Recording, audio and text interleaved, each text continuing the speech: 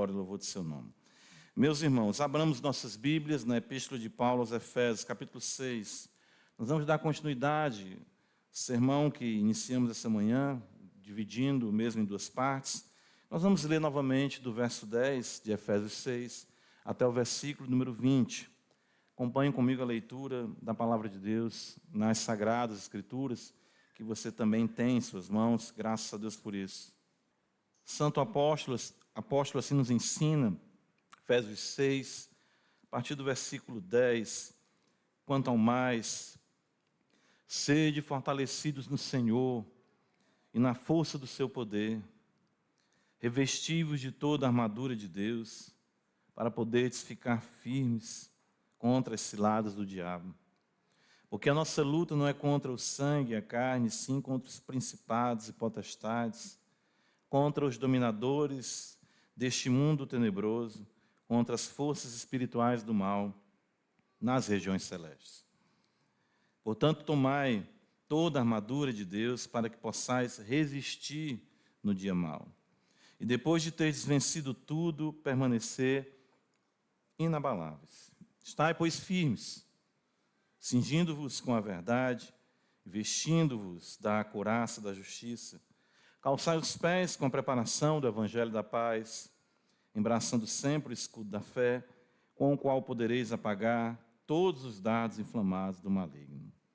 Tomai também o capacete da salvação e a espada do Espírito, que é a palavra de Deus, com toda oração e súplica, orando em todo tempo no Espírito, e para isto vigiando, com toda perseverança e súplica por todos os santos, e também por mim, para que me seja dada, no abrir da minha boca, a palavra para com intrepidez fazer conhecido o mistério do Evangelho, pelo qual sou embaixador em cadeias, para que em Cristo eu seja ousado para falar como me cumpre fazê-lo. Amém. Mais uma vez, Senhor Deus, nós louvamos o Teu nome, por Tua palavra. Magnifica, acima de tudo, o Teu nome, Senhor. A Tua palavra ela não volta vazia, ela cumpre aquilo para o que Tu a designou, e assim nós cremos em nossas vidas, tanto para a salvação quanto para a perdição. Existem sim os que ouvirão para a sua sentença de morte, mas nós queremos, ó Deus bendito, que a mesa seja vida com abundância, na vida daqueles que ainda não Te conhecem, e cada vez mais dando a manutenção da vida que já foi otorgada aos que por Ti foram gerados do alto, nascidos de novo, para a glória de Deus Pai. Então, Senhor, queremos ver a Tua plenitude, graça sobre graça, em nossas vidas. Isso vem unicamente pela palavra, na sua realidade sublime e suprema, no Verbo que se fez carne, em Jesus Cristo nosso Senhor. Então nos ajuda, tudo seja, Senhor, mais uma vez essa noite, como já está sendo, continue assim, para a glória do Teu nome, em Cristo Jesus, nós te oramos. Amém. Como nós falamos em nosso sermão matutino, à guisa de introdução, nós precisamos entender a natureza, a realidade constante da batalha espiritual. Estivemos afirmando aqui pela manhã isso. O apóstolo Paulo, tratando de assuntos tão altaneiros e sublimes nessa epístola, ele destaca a importância de compreendermos que nós estamos em constante guerra, e a mesma se desdobra em várias batalhas que acontecem em todas as esferas do nosso viver. E nós ressaltamos a importância de considerarmos que tais batalhas não se dão no âmbito de realidades espetaculares. Talvez seja para você algo bem notório que alguém que vai para um campo missionário, uma missão estrangeira, chegar e desbravar um país inteiramente pagão, ele enfrentará as batalhas mais, difíceis, dolorosas para a pregação do Evangelho, e assim é um fato. Mas quando nós observamos o contexto imediato da Epístola aos Efésios, quando o apóstolo Paulo trata da batalha espiritual, ele vai tratar de realidades comuns, realidades que são extraordinariamente comuns. Como nós vimos isso em Efésios 5,18, Paulo destaca uma vida cheia do Espírito e passa a mostrar que essa vida ela é vivida no âmbito do comum, nas relações humanas comuns que são estabelecidas pelo próprio Deus. Destacamos isso lá, as relações familiares, homem, mulher, marido, esposa, pais e filhos, filhos e pais. Trazendo a perspectiva de senhores e servos, hoje poderíamos ter um paralelo com patrão, funcionário, enfim, empresários, que têm pessoas trabalhando para si, e realmente irmãos também que servem nas mais variadas funções. Então, essas funções, elas são vividas no âmbito, em esfera de constante batalha, em constante atrito. Às vezes, não necessariamente precisa acontecer entre as pessoas em si, como Paulo vai dizer, mas o diabo estará sempre ali, trabalhando para deturpar essa realidade. Por quê? Nós afirmamos isso, foi a nossa segunda proposição pela manhã. O diabo, sabendo que a verdadeira espiritualidade é vivida no comum, ele vai trabalhar de todas as formas para corromper, para redefinir e para nos fazer desistir dessas relações. Então, percebam isso ainda, nós falamos pela manhã, Satanás irá corromper, irá nos levar a observar, ver na sociedade, podemos colocar dessa forma, a redefinição dos papéis, da masculinidade, da feminilidade, a redefinição de família, tudo isso é ação maligna, orquestrada no nosso sistema, e institucionalizada agora também, de modo que podemos até ser censurados por isso, né? Podemos ser perseguidos por isso, por conta de afirmarmos os padrões escriturísticos daquilo que é homem, daquilo que é mulher, daquilo que é família, paternidade, maternidade, etc. Então, nós vemos que o diabo trabalha para corromper, para redefinir, para banir isso. É interessante como nós vemos até mesmo algumas pessoas na igreja entenderem, né? Não por ausência, vamos dizer assim, de oportunidades, mas dizer até assim, olha, a melhor coisa do mundo que tem é ficar sozinho. Gente é problema. Então, para mim, a minha realidade de ficar sozinho a vida toda é a melhor coisa na minha vida. Claro que existem algumas pessoas que Deus concede o dom de viverem assim. Mas pregar dessa forma, ou falar dessa forma, ou atestar dessa forma, aquilo que é exceção como regra, não deve ser isso que nós como cristãos devemos afirmar. Então, muitas vezes nós pensamos que a espiritualidade cristã, ela está atrelada a questões espetaculares, destacamos isso. Mas não, ela está atrelada ao ordinário. Eu costumo dizer ao extraordinário do comum. Então, vivermos os papéis que Deus estabeleceu nos torna cada vez mais semelhantes a Ele. Ou seja, pela realidade de quê? Da pluralidade. Afirmamos isso também pela manhã. Deus é um único Deus que subsiste em três pessoas e nos concedeu de o imitarmos, nos fazendo uma realidade humana plural, macho, fêmea, família, para a glória de Deus. Então, por isso que o texto da batalha espiritual, o texto em que nós vemos o apóstolo Paulo destacar que as ações do diabo contra a igreja se intensificam, é exatamente no desaguar da doutrina. Entendo, o desaguar de toda doutrina será o comum. É muito maravilhoso isso. Toda doutrina nos levará ao comum. O que é o comum? Aos nossos papéis, aos nossos chamados, às nossas vocações, nos lugares onde Deus assim nos colocou. Então o diabo vai querer virar isso realmente de pernas para o alto, ou seja, virar ponta cabeça o mundo e transformar tudo numa realidade turva e contrária à vontade de Deus. Ele fará isso, como diz Paulo, nós vimos também pela manhã, com ciladas. Veja, o apóstolo Paulo nos fala no texto aqui, no versículo de número 11, né? Que nós devemos nos revestir toda a armadura de Deus para ficarmos firmes contra as ciladas do diabo. E a palavra aqui, ciladas, nós destacamos pela manhã, destaca a ideia exatamente de esquemas, métodos, estratégias, truques malignos que o diabo usará para corromper, perverter a ordem estabelecida pelo próprio Deus. Então, precisamos de prudência, precisamos realmente de discernimento, precisamos estar atentos às astutas ciladas de Satanás, que sorrateiramente, de forma perigosa, adentram nosso coração. É isso que é importante. O diabo sempre trabalhará na corrupção da sua mente, na corrupção das suas emoções, na corrupção da sua vontade. Nós pensamos totalmente assim em questões mais, talvez, bizarras, mas é exatamente isso, de forma sutil, como no Éden, nós falamos aqui pela manhã, ele chega para a mulher e diz, foi assim que Deus disse. Ele chega citando a palavra de Deus, deturpando a palavra de Deus, corrompendo a palavra de Deus para corromper, né? E é isso que Paulo diz, veja comigo em 2 Coríntios capítulo 11, o apóstolo Paulo destaca isso, quando ele fala dos coríntios se deixarem levar por ensinos errôneos. Ele diz, em 2 Coríntios capítulo 11, versículo 2, porque zelo por vós com zelo de Deus, visto que vos tenho preparado para vos apresentar como virgem pura a um só esposo que é Cristo. Mas receio, diz o apóstolo, que assim como a serpente enganou a Eva com a sua astúcia, assim também seja corrompida, o que está escrito aí? A vossa mente. E se a parte da simplicidade e pureza devidas a Cristo, veja, a simplicidade.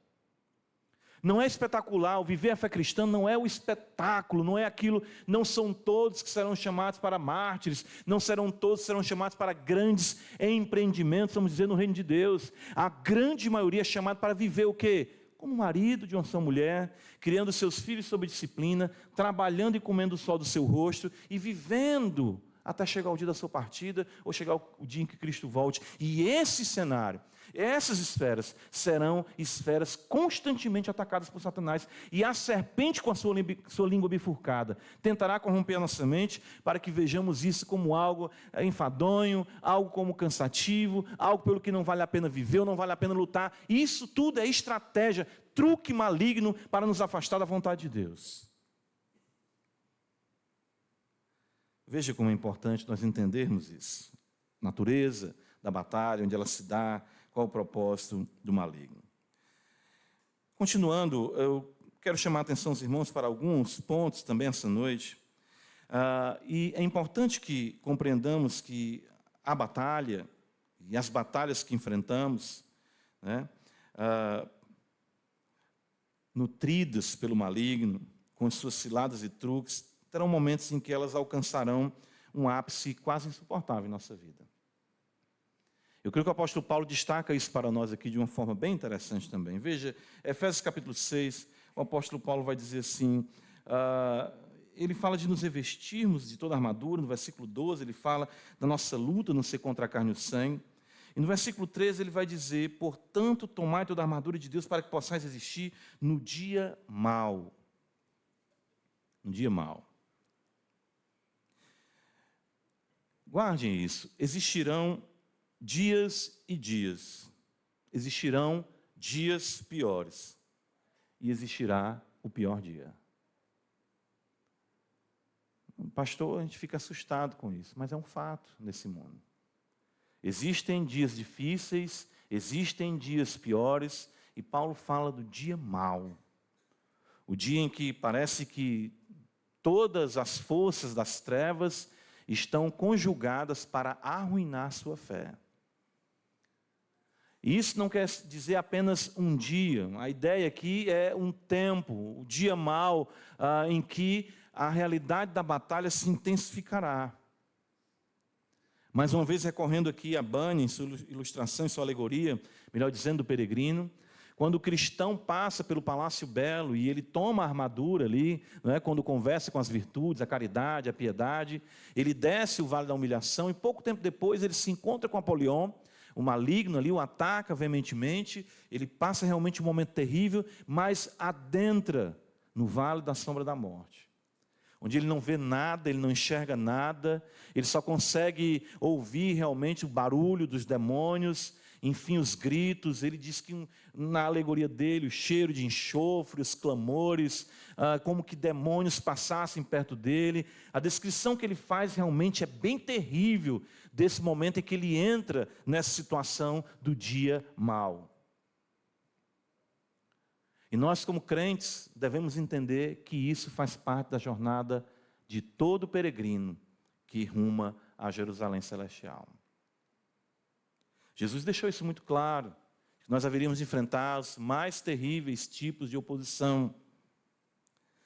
Veja comigo Provérbios capítulo 27, Salomão coloca de uma forma, e Cristo ainda mais, é muito belo isso, porque Salomão falou do mal de cada dia, né? Ele destacou que você e nem eu temos controle sobre o que sucederá.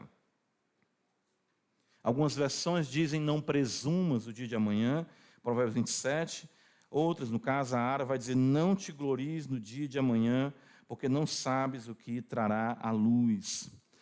O fato é que situações complexas surgirão em nossa vida para provarem de fato o caráter da nossa fé. Paulo fala isso. Vocês têm que entender que a luta, a caminhada cristã, ela necessita da armadura, nós vamos já falar mais sobre ela, e vocês têm que entender que vocês terão de lidar com o dia mau. O dia em que os céus parecerão de bronze, o dia em que as orações não fluirão, um dia em que a leitura não será muito compreensível, o dia em que tudo parece dar errado dentro de casa, fora de casa, ou mesmo nenhum ânimo para vir à igreja, mesmo assim eu permanecerei crendo que tudo isso um dia passará. Isso é andar por fé e não por vista, como diz o apóstolo Paulo. São quando suas emoções não definirão a sua fé, a visão, ou seja, o que você está enxergando não definirá a sua fé, os problemas que você está enfrentando não definirão a sua fé, mas você andará de fato por fé. Você fechará os olhos e confiará que mesmo nesse dia mau, o Senhor é o seu Deus. No Evangelho de Mateus, capítulo 6, Jesus também fala sobre isso. Nós vimos Salomão, e veja como o mestre coloca aqui para nós, né? Salomão fala dos males que um dia pode trazer, Jesus fala do mal de cada dia, e Paulo fala do dia mau.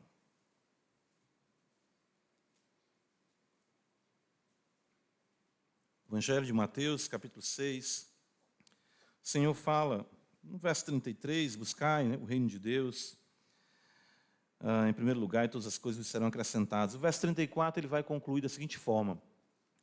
Veja a beleza da conexão do ensino do nosso Redentor. Buscai, pois, em primeiro lugar o reino de Deus, e todas as coisas vos serão acrescentadas. Amém, né? Por isso, né? Que beleza, buscar o reino, tudo vai ser acrescentado. O que é que você espera na sequência? Aí Jesus fala: portanto, não vos inquieteis com o dia de amanhã, pois amanhã trará os seus próprios cuidados. Basta ao dia o seu próprio o quê? Mal. Puxa, mas eu estou buscando o reino de Deus, vai ser tudo acrescentado, o que vai vir são dias maus. Sim. Nós temos que entender que estamos andando contra a maré. Nós estamos nadando contra a maré, nós estamos andando contra o rumo das multidões que caminham para a destruição. O ensinamento apostólico destaca que precisamos entender dias e dias, mas mais ainda estarmos firmes no Senhor e na força do seu poder quando chegar o dia mau.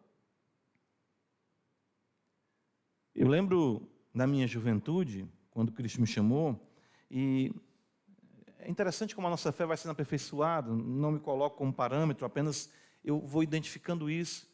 Quando as situações se tornavam difíceis para mim, e não digo que ainda não sou tentado a agir dessa forma, você pensa em jogar tudo para cima. Você pensa em abandonar, você pensa, não tem mais jeito não, Deus não está comigo, dá tudo errado, eu oro e nada acontece, eu leio a Bíblia, as coisas pioram, aparecem mais problemas ainda financeiros, enfrento problemas no meu lar, o que é que está acontecendo, meu Senhor? O Senhor está aperfeiçoando a sua fé. O mundo ouve isso e diz que é loucura, mas a palavra de Deus diz que nós devemos nos preparar para o dia mau. Nós teremos sim bons dias pela bondade e providência de Deus, são muitos. Mas não podemos nos desesperar com os males inevitáveis no horizonte de um mundo caído. Os males inevitáveis no horizonte de um mundo caído. Hoje pode ser o seu dia mau. Não, pastor, vira essa boca para lá, né? Tem irmão que está aproveitando os bancos de madeira, estão batendo 3 vezes, né? Pode ser amanhã. Seu dia mau pode ter sido ontem. Ou seu dia mau pode durar, enfim, 1 mês, 2 meses. Seu dia mau pode durar anos. Mas o fato é que nós precisamos entender que a Escritura sim o revela para que compreendamos que o Senhor Deus está no controle de todas as coisas. Volta comigo para Efésios 6. Por isso que eu deixei aqui esse versículo para considerarmos exatamente nessa sequência. Porque quando nós consideramos, irmãos, que nós estamos vivendo em batalhas constantes, em todas as esferas da nossa vida, e que o diabo, de forma astuta, sempre trabalha para deturpar, para nos fazer desistir das nossas vocações estabelecidas pelo Senhor, com ciladas, com estratégias, com truques, e que as coisas ficarão piores nesse mundo e que o dia mau também se apresentará. Nós precisamos de poder. Nós precisamos de poder. Acho que os irmãos conhecem, já viram, né, na década, eu também, aquela realidade dos corinhos de fogo, né? Os irmãos falam, brincam com isso aí, mas interessante um que diz exatamente assim: de madrugada o crente vai buscar poder. De madrugada o crente vai buscar poder. Então ele diz, né? Se o crente não buscar, ele diz, que, até o corinho diz, cai, cai, cai. Os dias são de trevas. E sem poder o crente cai. No pensamento, na compreensão, no universo pentecostal, a madrugada aí é você orar 2 horas da manhã, 3 horas da manhã, que não é ruim, é bom, pelo silêncio, preparar seu coração, fica à vontade. Mas a ideia é de se preparar com antecedência na madrugada da vida. Para que quando os dias maus chegarem, você tenha poder para enfrentar exatamente as batalhas. Por isso que Paulo vai dizer em Efésios capítulo 6, versículo 10, veja, ele fala assim, quanto ao mais... e é interessante que Paulo não está dizendo aqui na frente de evangelização, na pregação, no ensino, na sua função na igreja. Não, ele acabou de falar de homens, de marido, mulheres, pais, filhos, senhores e servos. Ele diz, quanto ao mais, fortalecei-vos no Senhor e na força do seu poder. Ou seja, busquem o poder de Deus no Deus de poder. Tenham comunhão com esse Deus. Tenham de fato segredo com Deus. Quer dizer, para você ser homem, você precisa de todo o poder no céu e na terra. Para você ser mulher, de acordo com as Escrituras, você precisa de quê? Todo o poder no céu e na terra. Para ser marido, para ser esposa, você precisa de quê? De todo o poder no céu e na terra. Para ser pai, para ser mãe, para ser filho, para ser filha, você precisa de quê? Todo o poder no céu e na terra. Para ser um patrão honesto, um funcionário honesto, você precisa de quê? Todo o poder no céu e na terra. E Jesus disse, me foi dado todo o poder no céu e na terra. Os dias são de trevas e sem poder o crente cai. Tem que buscar o Senhor, irmãos. Tem que buscar o Senhor e a força do seu poder. Nós não estamos buscando aqui uma energia cósmica, né, como as pessoas do mundo dizem aí, buscando poderes para ajudá-las a enfrentar as dificuldades da vida, mas uma relação com o Senhor. Fortalecei-vos no Senhor e na força do seu poder, porque para viver essas realidades comuns, que são extraordinariamente comuns, somente no poder do Espírito Santo. Qual foi a última vez que você orou pela sua esposa, pelo seu marido? Qual foi a última vez que você orou pelo seu casamento? Qual foi a última vez que você orou pelos seus filhos, pela sua casa, pelo seu trabalho, pela sua igreja? Como temos buscado o poder de Deus? Como temos nos fortalecido no Senhor? Muitas vezes estamos fracos, e aí é o que Spurgeon sempre diz, eu falo isso sempre para os irmãos no gabinete, se formos fracos em nossa comunhão com Deus, seremos fracos em todas as outras coisas. Você se pega de repente falando palavrão, que é isso, pastor? Sim. Você se pega de repente discutindo no ambiente público por um serviço público não prestado da maneira que você queria. Você se pega numa briga de trânsito. Você se pega agarrado nos cabelos do vizinho. Por quê? Deixou a secretude da oração de lado. Deixou a leitura bíblica de lado. Deixou de buscar o poder e a fonte do poder, que é Jesus Cristo nosso Senhor. E o diabo se valeu de tudo isso para lhe enredar, lhe engodar. Às vezes, num contexto como esse, num dia mau como esse, a sua vida pode ser definida. E definida de uma vez por todas, da pior maneira possível. Não estou falando aqui de perda de salvação, que isso não existe. Mas de comprometimento que pode lhe arruinar para todo sempre. Foi um dia não vigiando, foi um dia não orando, foi um dia não buscando a força e o poder de Deus, que Davi cedeu aos encantos de uma mulher tomando banho. Quantas e quantas vezes ele pode, na sua fidelidade a Deus, ter visto qualquer coisa semelhante e ter virado o seu rosto, ter virado os seus olhos. Mas o seu coração seguiu os seus olhos e então nós sabemos a ruína que resultou. Nós só poderemos ficar firmes, como diz o apóstolo, se nós buscarmos a onipotência.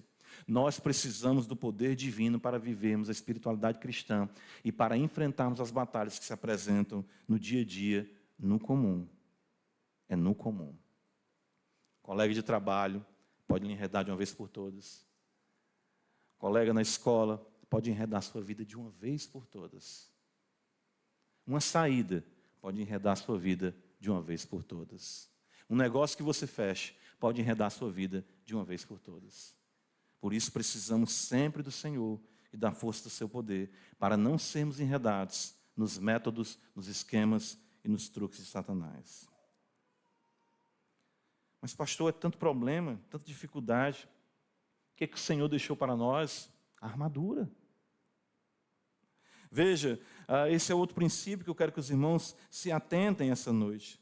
Nós precisamos, para enfrentarmos tudo isso, nos equipar com o Evangelho.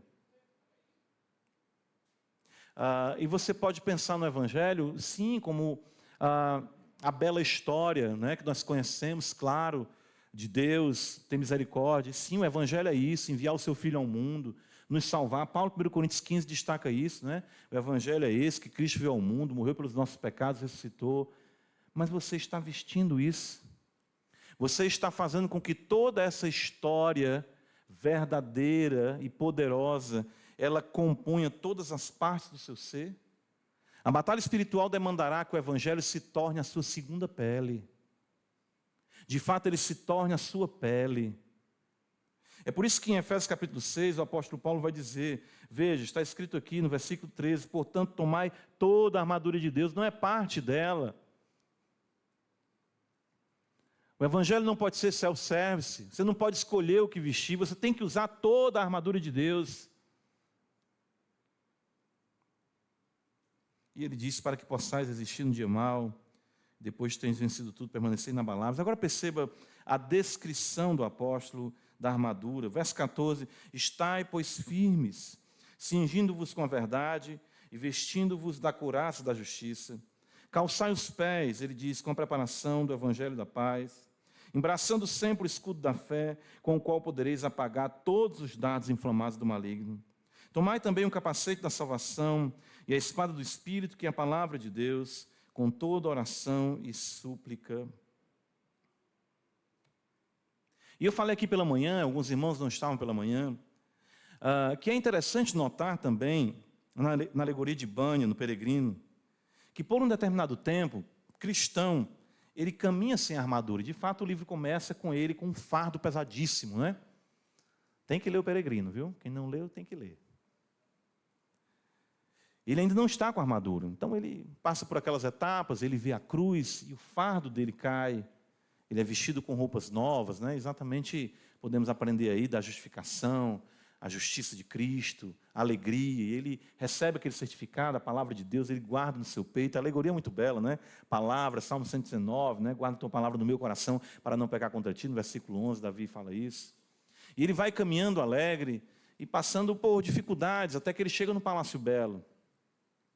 E quando ele chega no Palácio Belo, ele vai ali ter aquela santa conferência com as virtudes cristãs. E as virtudes cristãs apresentam para ele o arsenal do Senhor dos Exércitos. É interessante que ele relata ali, que ele viu, né, a queixado de jumento que Sansão utilizou, o cajado de Moisés, enfim, o aguilhão que Sangar, né, utilizou, enfim, os instrumentos mais inusitados que Deus deu como aparato para os seus servos enfrentarem as batalhas.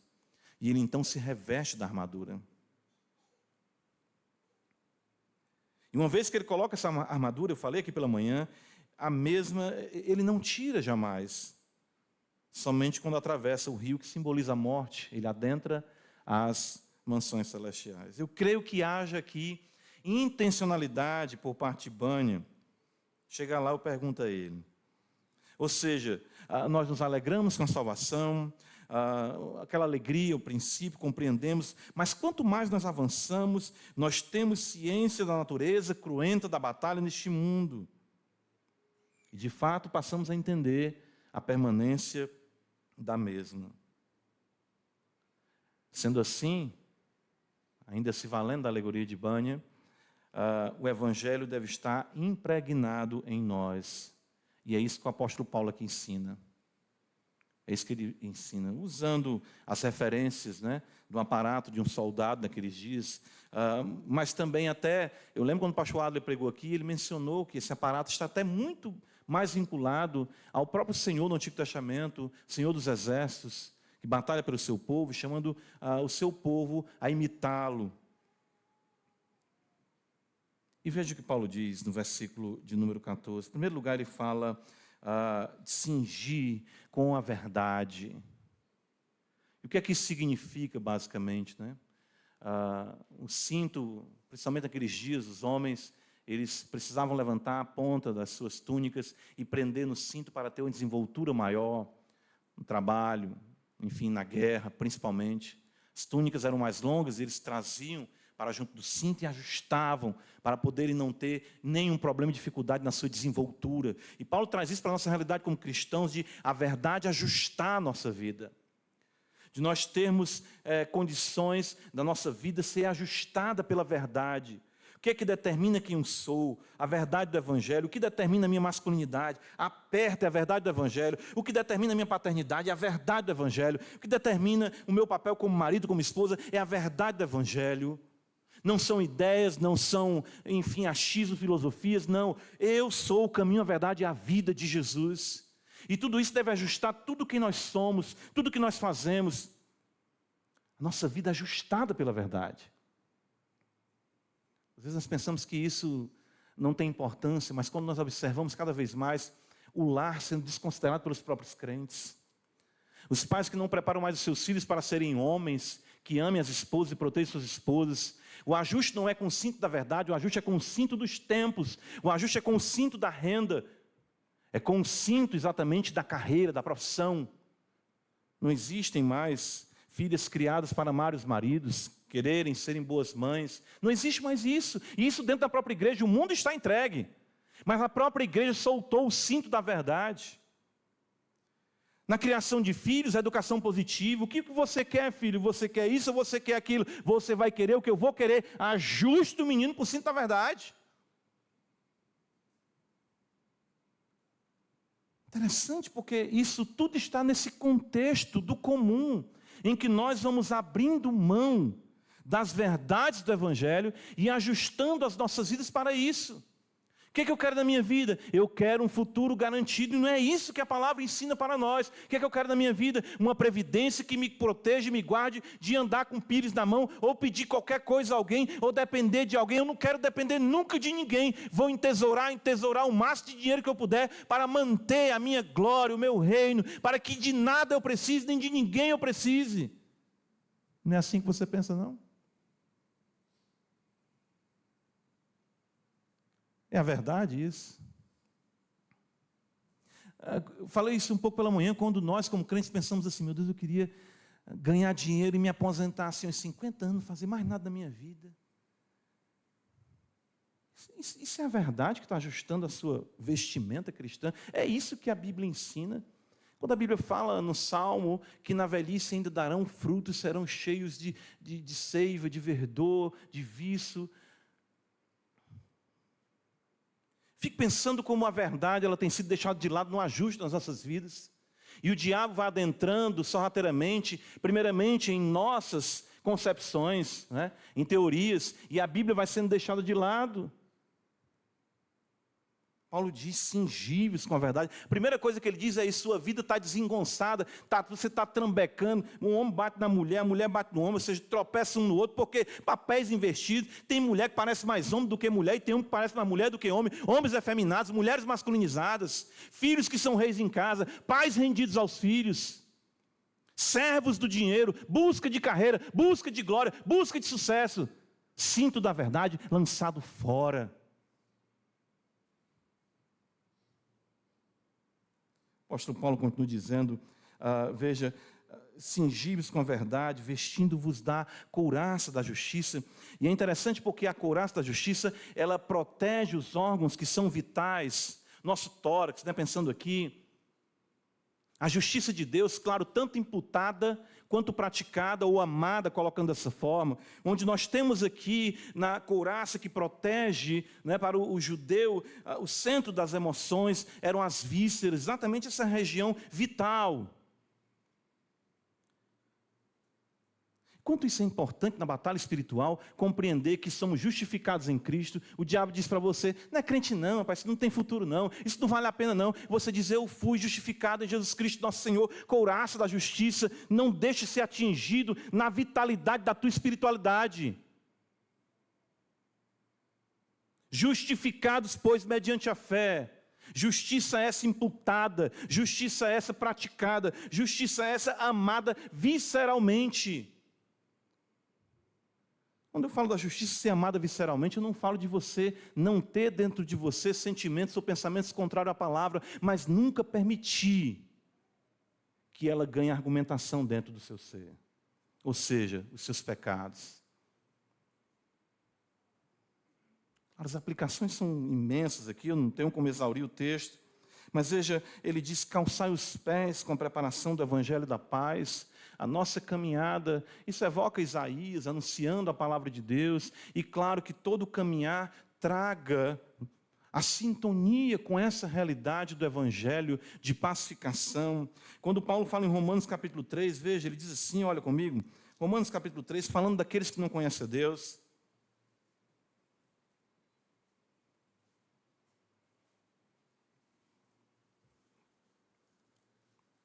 No versículo 10, Paulo diz, não há justo nenhum sequer. E ele fala ainda, não há quem entenda. Verso 12, todos se extraviaram. Garganta deles, verso 13, sepulcro aberto. Romanos 3, verso 14, a boca eles têm cheia de maldição e de amargura. Veja o verso 15, sem o conhecimento do Evangelho da Paz. São seus pés velozes para o quê? Derramar o quê?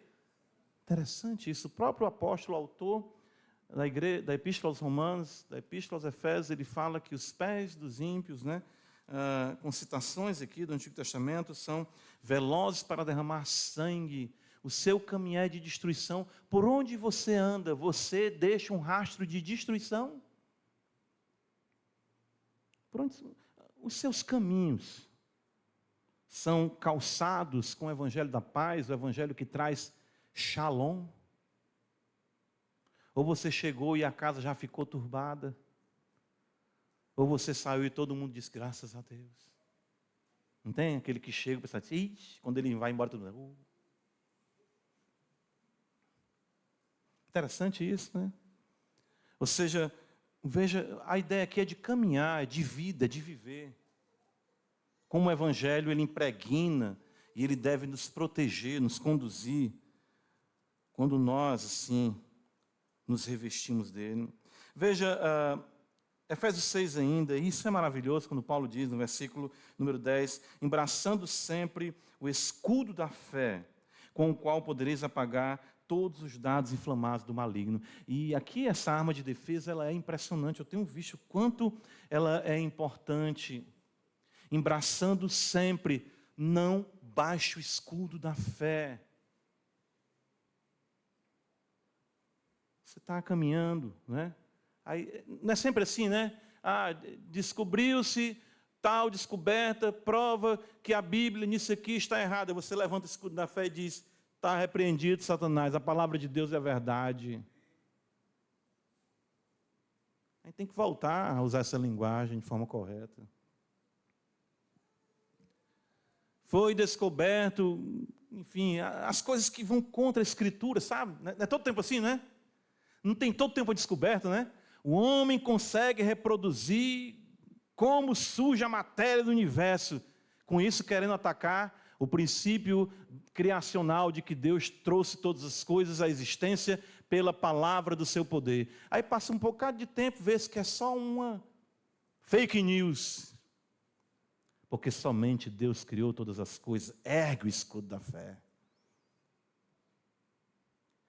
Desde pequeno ensina o seu filho a erguer o escudo da fé. O homem veio do macaco, você diz, joga essa macacada fora.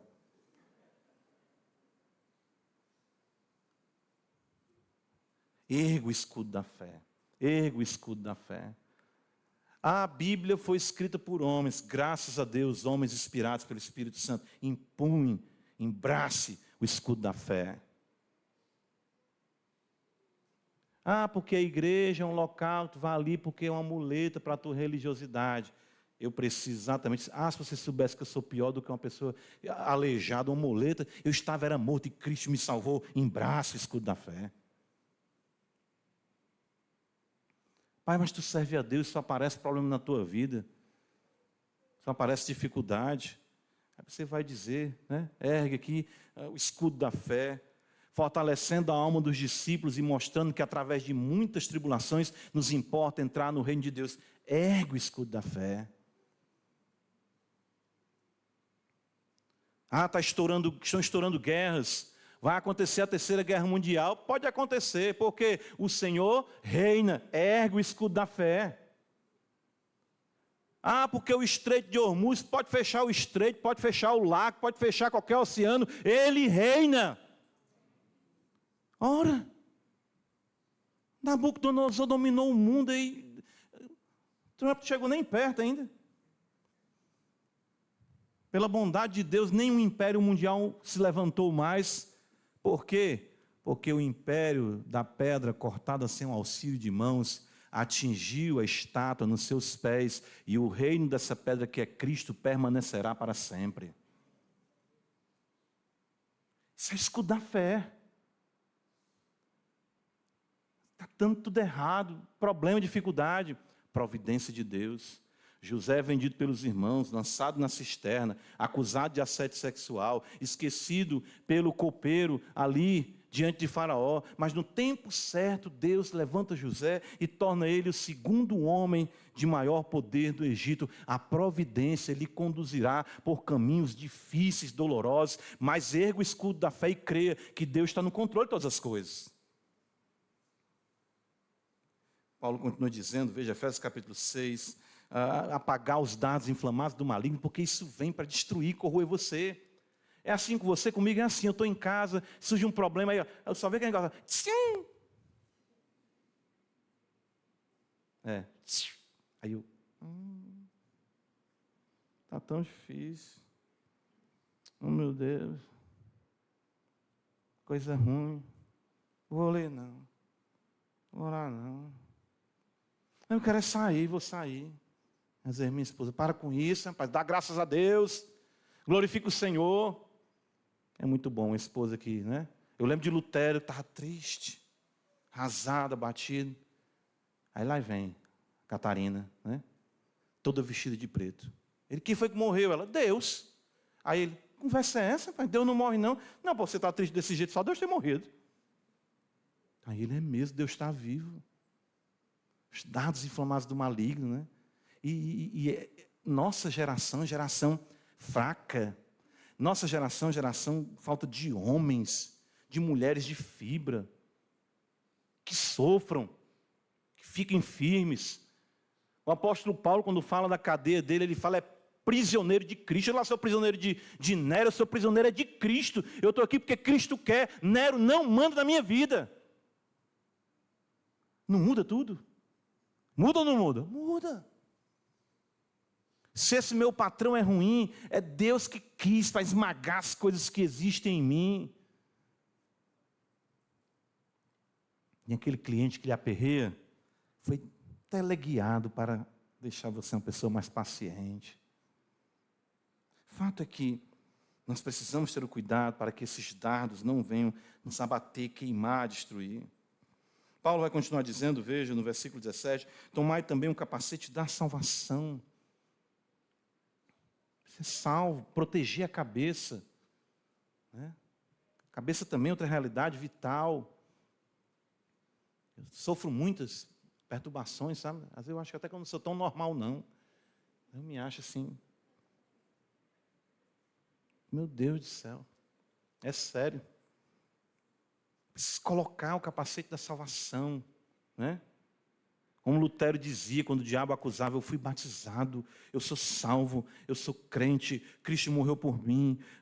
Capacete da salvação com toda a sua realidade, a saúde espiritual, a saúde mental que o Evangelho proporciona. Há um mundo isso, há um mundo aquilo, há esse problema, há aquilo outro. Para de pensar bobagem, pensa em Cristo Jesus e este crucificado.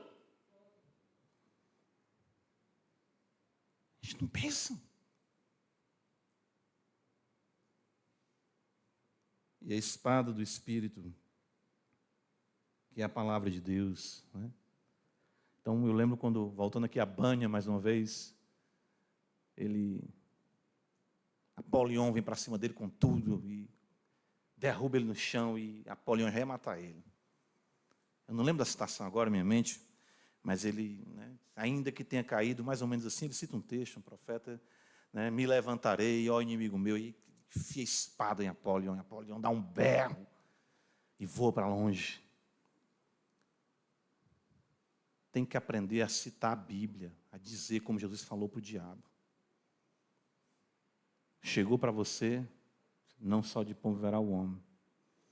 Eu fico vendo coisas equivocadas, da maneira equivocada que os pentecostais colocam, mas a gente perde isso, né? Seu meu pastor, não me faltará.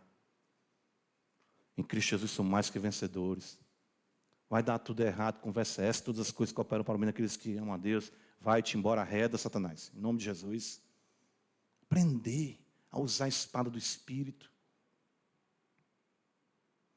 O Evangelho deve assim estar impregnado, né?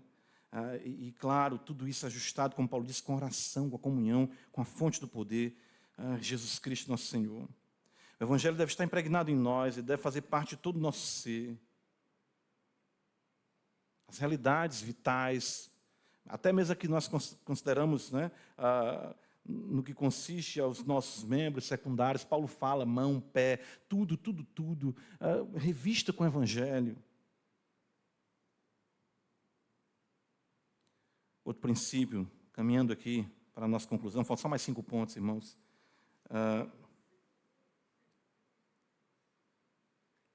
Qual é a grande vitória que nós obteremos? Às vezes também isso é algo que nós não percebemos no contexto da batalha espiritual, das guerras que nós enfrentamos. E me chamou muita atenção esse texto, isso tem falado assim ao meu coração de uma forma que eu tenho, sabe, orado ao Senhor quanto a isso. Olha comigo, Efésios 6, ele vai dizer aqui, olha, que beleza isso. Verso 11, revestivos de toda a armadura de Deus para poder ficar o quê que está escrito aí? Firmes.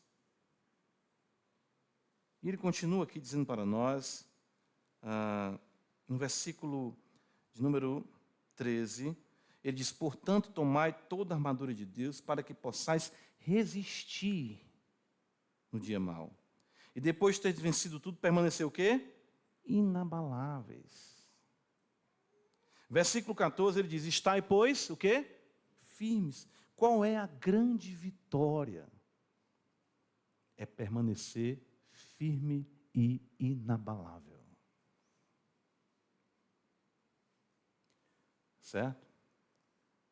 É permanecer firme e inabalável. Eu lembro isso, eu vou vendo na internet.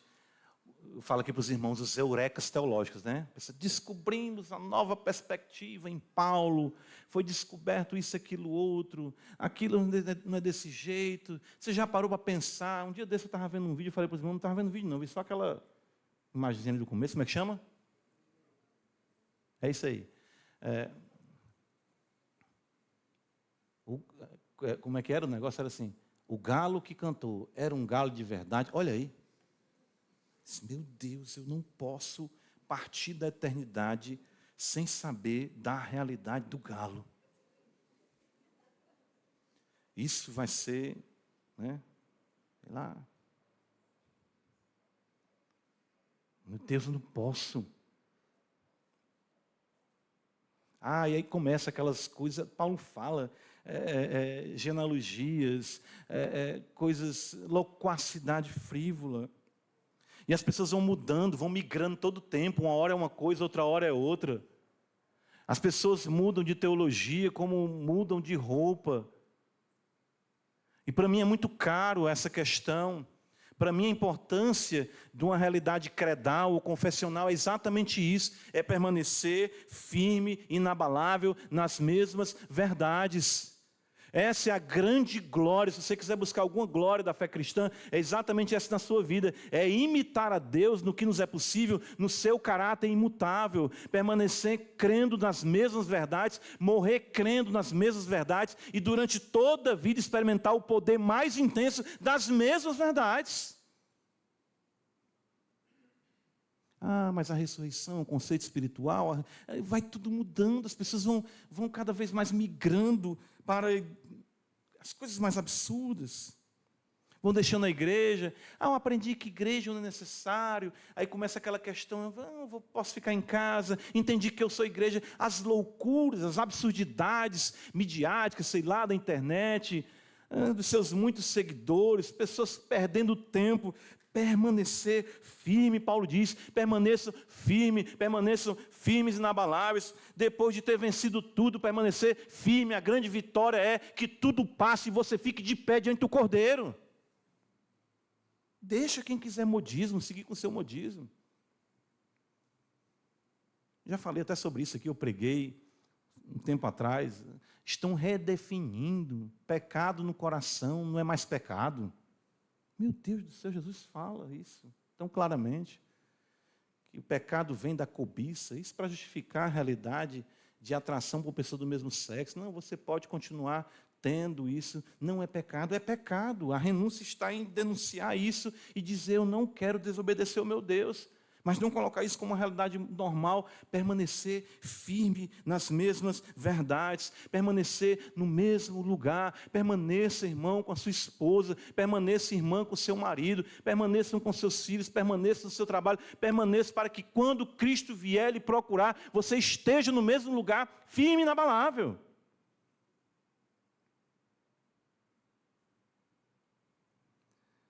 Outro princípio importante, eu acho aqui nesse texto, observo nesse texto, melhor dizendo, é quando Paulo diz, acho interessante isso, versículo 13, para que possais resistir no dia mau e depois teres vencido tudo. Né? Ainda nesse contexto de permanência, ele fala permanecer inabaláveis, porque aqui, irmãos, eu creio que quando tivermos vencido tudo, você pode até dizer assim, graças a Deus, tantas coisas já se passaram, décadas de fé, enfim, mas nós precisamos vencer a nós mesmos na permanência dessas verdades. O seu maior inimigo é você mesmo. O diabo, sim, é o arqui-inimigo, mas é um arqui-inimigo externo. É por isso que Paulo vai dizer isso, né? Em 1 Coríntios 9, nós lemos pela manhã, no verso 27, eu esmurro o meu corpo. Entendeu? Faça um UFC com a sua alma. É o UFC, né? Todo jeito, todo golpe está valendo. Bata em você. Dê logo na caixa dos dentes. Derrube esse Adão. Todo dia. Todo dia. Dê um mata-leão nele, que ele é pior do que um leão. Ele não morre até o dia em que você morrer. Efésios capítulo 6, o apóstolo Paulo vai dizer no versículo 10, em toda oração e súplica, orando por todo o tempo, em espírito, para isso, vigiando com toda perseverança e súplica por todos os santos. E aqui outro princípio importante é que nós precisamos também do senso e da atitude de companheirismo. Como irmãos em Cristo que somos, precisamos entender que essa é uma realidade de todos os santos. Ou seja, a batalha intensa e renhida é uma realidade de todos os santos. O que fazer então? Às vezes a gente pensa que vai resolver. Orar, ore. Às vezes eu converso com os irmãos, participam de algumas lutas, algumas coisas. O grande problema é que às vezes a gente não participa, pelo menos participar para a gente orar. O que eu posso fazer pelo meu irmão que está sofrendo na sua batalha? Oração, oração por todos os santos. Isso é tão intenso que Paulo dizia, orem por mim, eu preciso de oração também. Essa era a luta que o apóstolo estava enfrentando também, em cadeias. Quantas coisas Paulo duvidou, quantas incertezas, quantas dúvidas, quantos temores. Um homem proeminente na nação, agora como um criminoso. um criminoso diante das autoridades da sua nação e também do império, e morre a morte como um bandido, um inimigo do Estado. Então, uma oração importante. Lembre disso. Eu falo aqui para os irmãos orem por mim. Como eu falei aqui pela manhã, nem que você esteja no lugar, lembrou de mim, né? Deu raiva de mim, ore por mim. Não gosto das coisas daquele pastor. Jesus transforma aquele pastor, eu já vou dizer amém, eu dou maior valor. Eu vou dizer, oh, maravilha. Orou por mim. Então, Paulo diz, orem por mim. Veja, ele diz, e também por mim. Se Paulo precisava das orações dos santos, o que dirá nós aqui? Pedimos oração uns aos outros, compartilharmos nossas dores, compartilharmos as nossas batalhas, as nossas lutas. Mas é importante aqui, título de conclusão, falei para os irmãos, viu que a gente ia terminar. Claro, muita riqueza nesse texto, que diga William Gurnall, né, puritano, com mais de 1000 páginas apenas nesses 10 versículos. Nós estamos aqui apenas voando, né, panoramicamente aqui no texto. Ou o próprio Dr. Lloyd Jones, na sua exposição de Efésios, belíssimo também. Mas precisamos compreender, irmãos, aqui, para nós concluirmos, que toda essa batalha se dá primariamente contra o Cristo de Deus e, consequentemente, contra o seu povo. Veja, Paulo diz aqui no verso 19, também por mim, para que me seja dado no abrir da minha boca a palavra, para com intrepidez fazer conhecido o mistério do Evangelho. A questão é o Evangelho, pelo qual sou embaixador em cadeias, veja, para que em Cristo, Paulo diz, eu seja usado para falar como me cumpre fazê-lo. É importante que nessa batalha nós entendamos quem está à frente dela. Nós não temos aqui, diferentemente dos generais que ficam nos quartéis tramando os planos de guerra, né? Diferentemente, ou seja, do Ayatollah ou do Trump que fica de longe tramando a guerra, o nosso Cristo vai para o centro da batalha. Ele é o Senhor dos exércitos. Ele vai à frente, a história é sobre ele, a guerra é dele, a batalha é dele. E isso é importante para nós sabermos que não é a nossa história. O grande problema é que quando nós pensamos, claro, maravilhoso pensar em criação, a queda, a redenção, a providência, e vemos como tudo isso nos afeta. Mas tudo isso nos afeta, graças a Deus, mas secundariamente, primariamente o propósito maior é o quê? É que Deus seja glorificado. Não é sobre nós, mas sobre Ele. Por essa razão, Paulo termina pedindo oração para que o avanço do reino de Cristo aconteça, apesar dele estar preso, a palavra não está presa, como ele vai dizer. Apesar dele morrer, o Evangelho continuará vivendo, o Evangelho continuará triunfando. É muito importante isso. Nós entendemos que não é, sabe, a gente pensa que tudo que está acontecendo é sobre mim. Não é sobre mim, é sobre Ele. Isso ajuda muito a mortificar o eu e descentralizar essa visão grandiosa que você tem de si mesmo, vaidosa que você tem de si mesmo. O mundo não gravita em torno de você. Eu vi o Senhor assentado em um alto e sublime trono. Não fui eu e nem você. Por essa razão, Paulo diz assim, orem pela pregação. Quantos de nós aqui já oramos pelo púlpito? Paulo diz, ore para que eu consiga trazer a palavra de tal forma. Ele diz aqui, veja, no abrir da minha boca me seja dado, aqui ele fala, intrepidez.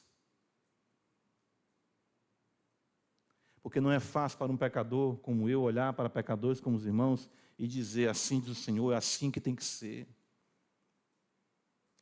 As minhas noites são assombradas pelos rostos dos irmãos, não porque os irmãos são feios. Só um ou outro que destoa, né? Brincadeira. Mas somente a intrepidez que vem pela oração dos santos, com o propósito da glória de Cristo, é que um homem pode se colocar de pé e fazer notório o mistério do Evangelho. Somente assim. Às vezes eu vou no carro, já vou gemendo. Minha esposa, o que foi? Eu sou de sempre. Eu vou no carro, eu lembro do rosto do irmão Clécio, ai meu Deus do céu. Olhando ali para mim. Olha, sabe? Oh, meu Senhor. É por isso que é muito interessante isso, aqui um parênteses aqui, pastoral e para os irmãos que almejam o episcopado. Por isso que é muito difícil e é sempre, vamos dizer assim, é sempre comum os pregadores procurarem mirar o alto, porque é difícil olhar para o rosto dos irmãos e falar a verdade. Paulo sabe disso. Isso é poder de Deus, isso é sobrenatural. Isso só vem mediante a oração da igreja. Para que o evangelho se torne cada vez mais notório, o poder se manifeste, a intrepidez.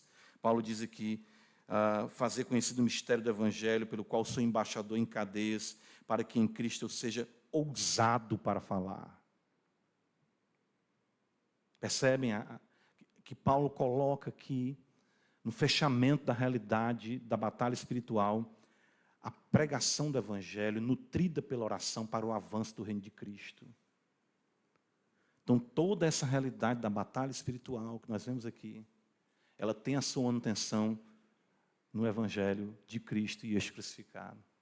E esse mistério é apresentado com poder por pecadores que são assistidos pela graça onipotente de Deus, revestindo para a nutrição, assim, da igreja de Deus.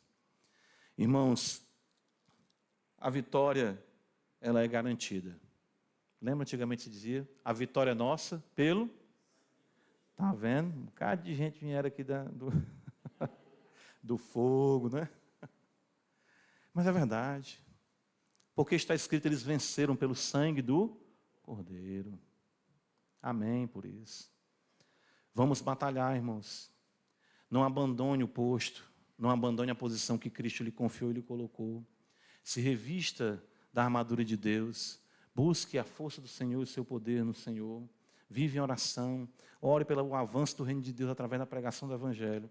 Para que cada vez mais possamos ser encontrados firmes, inabaláveis. Para que quando Ele se manifestar, nós possamos nos alegrar e não nos envergonhar com a manifestação da sua vinda e do seu reino. Amém?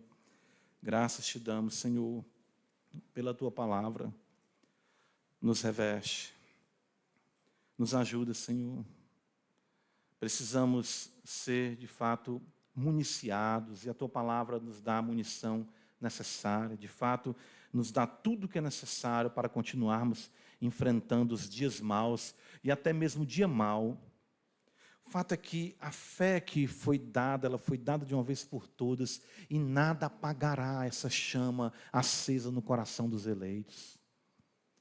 Sabemos que o Senhor está conosco, e por mais que a batalha se torne renhida, nos ajuda, mesmo nos momentos em que o nosso braço fraquejar. Vem, Senhor, e segura o nosso braço para erguer o escudo da fé. Segura nossas mãos para que elas não larguem a espada do Espírito. E que possamos sempre, tomados pelo Espírito, estarmos em oração por todos os santos, uns pelos outros, para que o teu reino venha com poder, domine nossa vida e se manifeste plenamente. Seja com a tua igreja aqui em Parquelândia e com o teu povo em toda a face da terra, em nome de Jesus. Amém.